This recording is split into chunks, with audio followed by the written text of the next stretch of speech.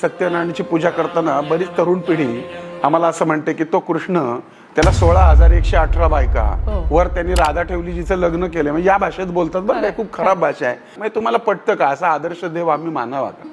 पण मुळामध्ये आम्हाला कृष्ण समजला नाही, आम्हाला गणपती समजला नाही, आम्हाला विष्णू समजला नाही, आम्हाला त्याचे अवतारच समजले नाही. तर 16,118 बायका म्हणजे काय हो? आता तुम्ही मेडिकल फील्डमध्ये आहात, आयुर्वेदामध्ये ज्या नाड्या आहेत त्या तेवढ्या सांगितल्या गेल्या आणि त्यातून एक रक्ताची धारा धारा धारा धारा राधा वाहते आणि त्या धारेला तो कृष्ण आकृष्ट होतो. कृष्ण म्हणजे हृदय आणि 16,118 म्हणजे नाड्या, राधा म्हणजे रक्ताची धारा. तो कृष्ण तुमच्यात पण आहे, तो कृष्ण माझ्यात पण आहे. मला सांगा, युगे 28 विटेवरी उभा करकटावरी ठेवून या. मग तो युगे 28 तो पलंगावर का उभा नाही, तो खुर्चीवर का उभा नाही, तो विटेवरच का उभा? कारण त्याच्यातनं हेच सांगितलंय की तुमच्या प्रत्येक घराच्या विटेवरती हा पांडुरंग उभा आहे.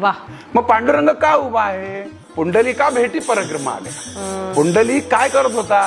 तो त्याच्या आई बापाचे हातपाय दाबत होता. ते भजन करताना पांडुरंग आल्यानंतर आईबापाला महत्व देऊन त्यानं वीट भिरकावली आणि त्या विटेवर त्याला थांबवला. जोपर्यंत तुमच्या या भारत देशामध्ये किंवा जगामध्ये आईबापांची सेवा घडेल तोपर्यंत तो पांडुरंग त्या विटेवरच उभा राहील. आणि म्हणून तुमच्या घरात जर तुमच्या आई वडिलांची सेवा झाली तर तुमच्या घरातल्या प्रत्येक विटेवर पांडुरंग उभा आहे. त्यासाठी तुम्हाला पंढरपूरला जायचीच गरज नाही.